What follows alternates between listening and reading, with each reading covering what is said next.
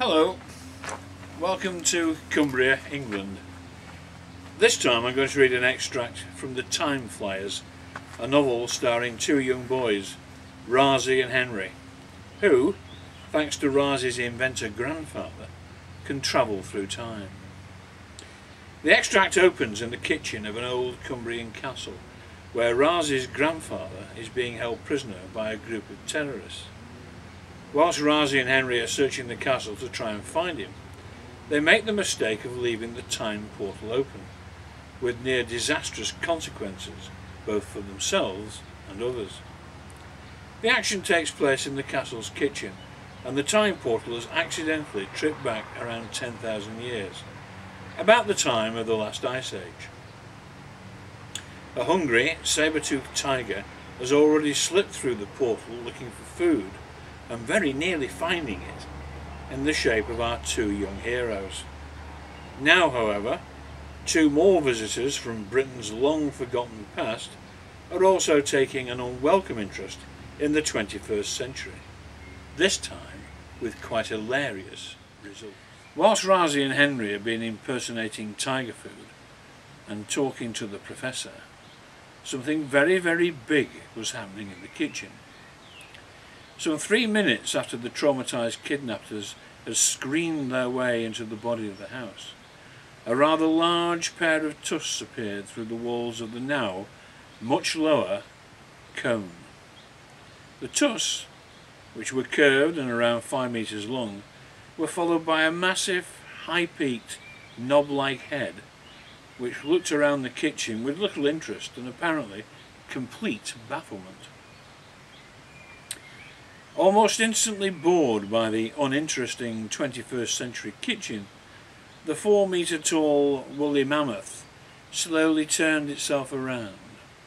Then, after trumpeting twice, wiggling its bottom and stamping its great feet on the floor of the cone, the kindly creature bestowed upon the lucky occupiers of Felgarth Towers the quite extraordinary gift of a large, unbelievably smelly deposit of extremely rare, prehistoric mammoth dung. In conclusion, with a final trumpeting farewell and a proud, concluding glance at the now almost completely overloaded and steaming kitchen table, the giant, lonely beast wandered off, returning nonchalantly and happily to the dying days of the last great ice age. 2 minutes later, and yet another face was peering inquisitively through the time portal.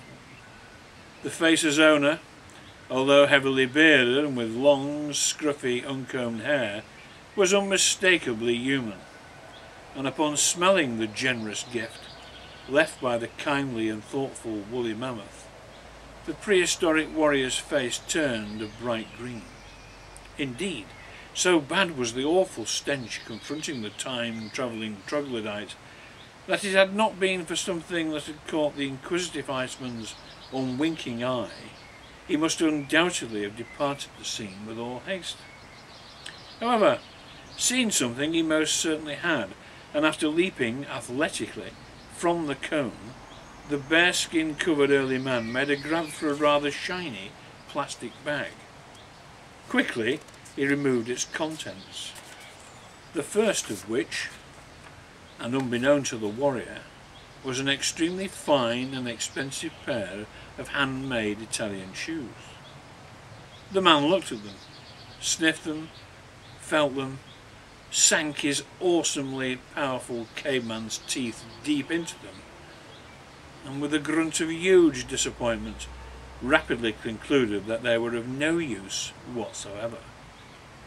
However, as was typical of the peevish members of his now long lost and equally long forgotten tribe, he was careful to ensure that, even though he did not want them, no one else would have the opportunity of owning them either. To achieve this happy state of affairs, however, he needed somewhere to hide them. Quickly he glanced around the kitchen, not understanding that its many cupboards had doors that opened and that the bread box had a removable lid. However, after looking carefully around the whole room, his eyes eventually came back to rest on the table and a large, reeking heap of something he did understand. Smiling now, he began scooping a hidey hole out of the dung heap with a rather fancy-looking vessel that would, one day, become known as a beer tankard. Then, after carefully placing both shoes into the excavation, he once again used Dave's favourite drinking pot as a scoop to bury them. At last, armed with his prized plastic bag containing a funny-looking hat and a shiny new leather coat, he leapt with great agility back into the cone and returned, shivering, to the 10,000-year-old icy wilderness that lay waiting beyond.